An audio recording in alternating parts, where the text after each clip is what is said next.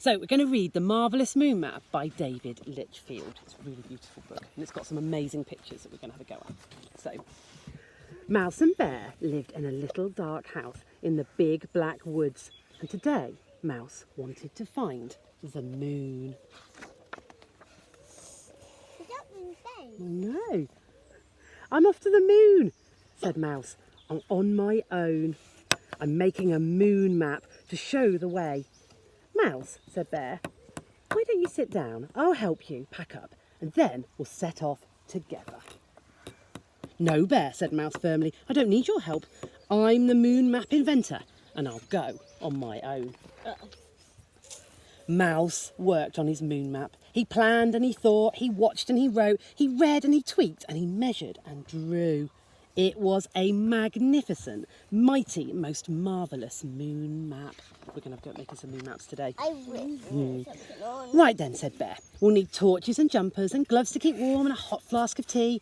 All I need is my moon map, said Mouse. Are you sure? Murmured Bear. Oh yes, said Mouse.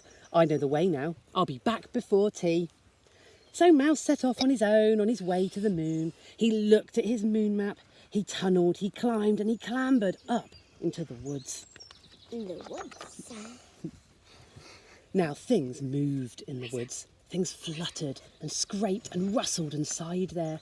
Moon map, show me the way, whispered Mouse. But all he saw was the dark. And then came a crunch, a snap and a whisper. Eyes flashed in the shadows and bent towards Mouse. I could go on my own, breathed Mouse, on my own. When out came Bear.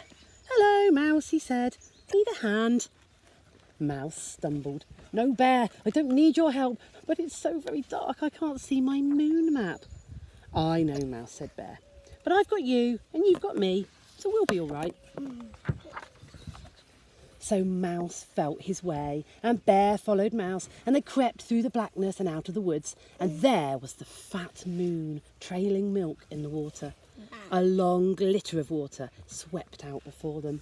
Mouse stopped. Bear, look at my moon map. We've got to go over, but it's too far to swim.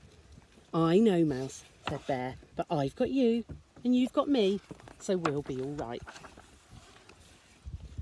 Bear looked at the moon map. He looked very closely and then he folded it up. Bear bent it in triangles and pressed down the edges. He tweaked and he tucked and he lifted and opened. He stroked and he smoothed and he flattened until Mouse's moon map was a little fat square. Bear, what have you done?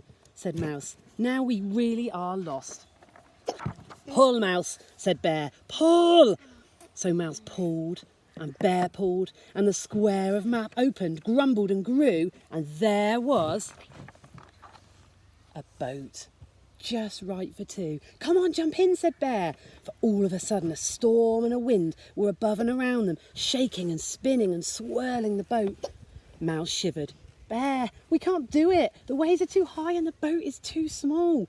I know, Mouse, said Bear, but I've got you and you've got me, so we'll be all right. All through the night they held tight to each other, through the wild and the wet and the whirl of the storm, and at last the wind dropped.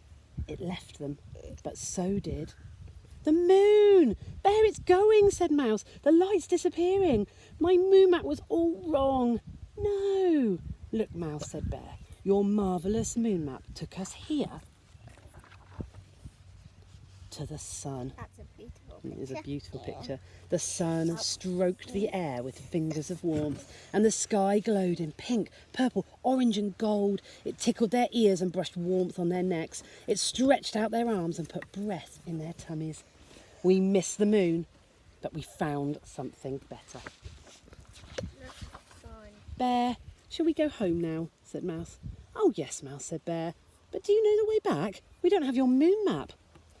I don't know, Bear, said Mouse, but I've got you and you've got me, so we'll be all right.